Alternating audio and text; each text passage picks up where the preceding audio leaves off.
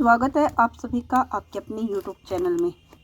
आज हम लेकर आए हैं रविवार की कहानी जो अधिक मास में सुनी जाती है।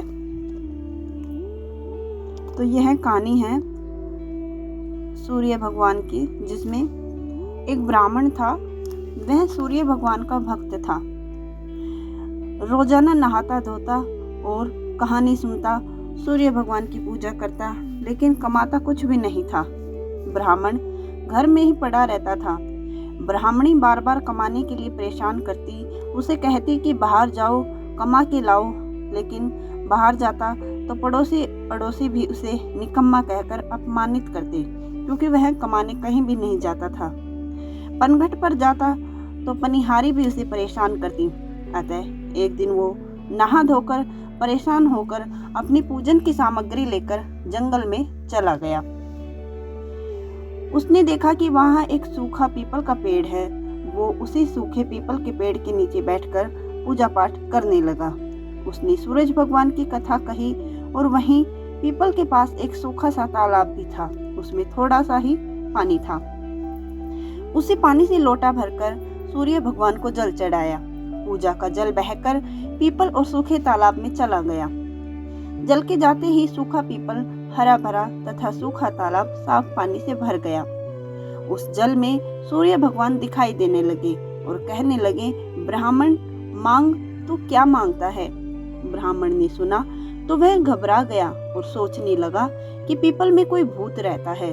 अब जब भी वह रोज पूजा करता तभी आवाज आती। सुन सुनकर वह चिंता के कारण दुबला होने लगा।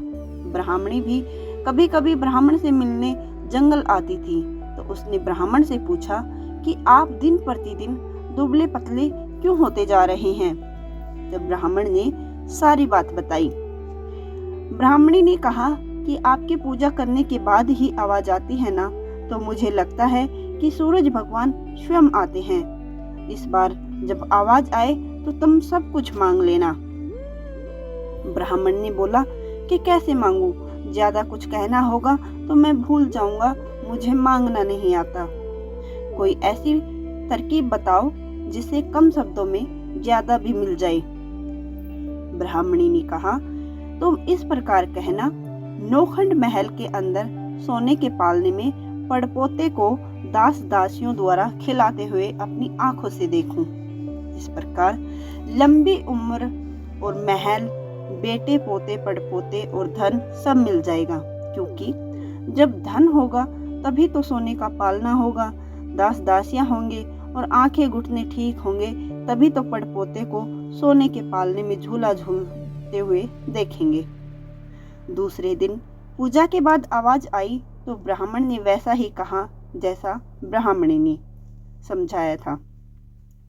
सूरज भगवान ने कहा, दिखने में तो तुम भोले दिखते हो, पर एक बार में ही सब कुछ मांग लिया। सूरज भगवान ने कहा, जा, तेरी इच्छा पूरी होगी। ब्राह्मण जंगल से घर आया तो देखा कि उसकी टूटी हुई झोपड़ी की जगह एक नौखंड महल खड़ा है। दास दासी आ जा रहे हैं। ब्राह्मण ने उनसे कहा, यहाँ मेरी झोपड़ी और ब्राह्मणी थी, कहाँ गई?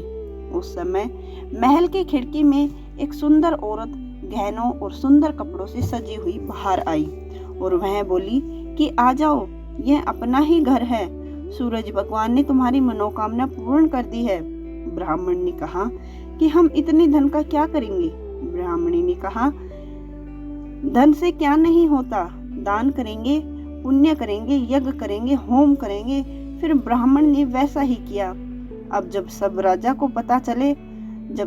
पता चला कि एक ब्राह्मण है जो इतना दान धर्म कर रहा है, सब उस ब्राह्मण का गुणगान कर रहे हैं, तो राजा ने ये सब बात सुनकर ब्राह्मण को बुलवाया और पूछा कि कल तक तो तुम्हें खाना भी नसीब नहीं होता था, आज इतना धन कहाँ से आ गया कि तुम दान देने लग गए?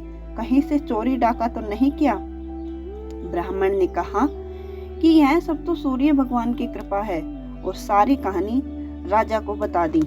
राजा ने कहा, मेरा पुत्र नहीं है, क्या मुझे पुत्र रत्न की प्राप्ति हो जाएगी ऐसा करने से?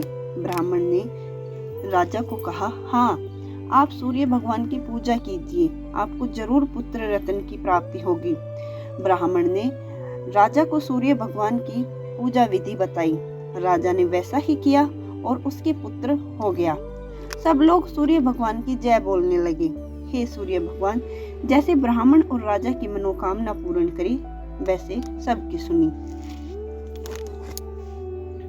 कहानी कहने वालों की और कहानी सुनने वालों की सबकी मनोकामना पूरी करना। जय सूर्यदेव। अब आपको इसके साथ एक गणेश जी की भी बिंदाई छोटी सी कहानी सुनाती हूँ। एक छोटी सी लड़की थी, वो एक पीपल के पेड़ के पास बैठी थी। उसने पत्थर का एक छोटा सा टुकड़ा लेकर अपना भाई बना के खिला रही थी और लकड़ी का एक बिलौना बनाकर उससे दूध बिलो रही थी। गणेश जी वहां से गुजरे तो उन्होंने सुना कि साथ साथ में वो जय गणेश भी कर रही थी। तब गणेश जी प्रसन्न हुए और बोले, हे लड़की, मैं तुमसे प्रसन्न हूँ, तुम क्या मांगती है? तो लड़की ने कहा कि मुझे कुछ मांगना नहीं आता। तब विनायक जी ने कहा, नहीं नहीं, मैं खुश हूँ, मांगो, क्या मांगते हो? तब उसने कहा, सच का ये भाई कर दे, सच का ये बिलौना दे दे और बाल बाल में मोती दे दे, महल दे, बाजना रथ दे, इतना दे, धन दे, दौलत दे, दीदा दे, पैर दे, आंखें दे, इतना दे तो मैं घर जाऊं। गणेश जी ने कहा, तुझे तो कुछ मांगना ही नहीं आता था, फिर तूने इतना कैसे मांगा? गणेश जी को उस लड़की ने कहा कि देखो, आपको इतना देना है तो दो, वरना मत दो। गणेश जी बोले, ठीक है, मैंने आपको सब कुछ दिया। जैसा गणेश जी ने उस लड़की को दिया, वैसे सबका देना। कहते सुनते, हुकारे भरते, अपने सारे परिवार की रक्षा करना। जय हो गणेश जी की।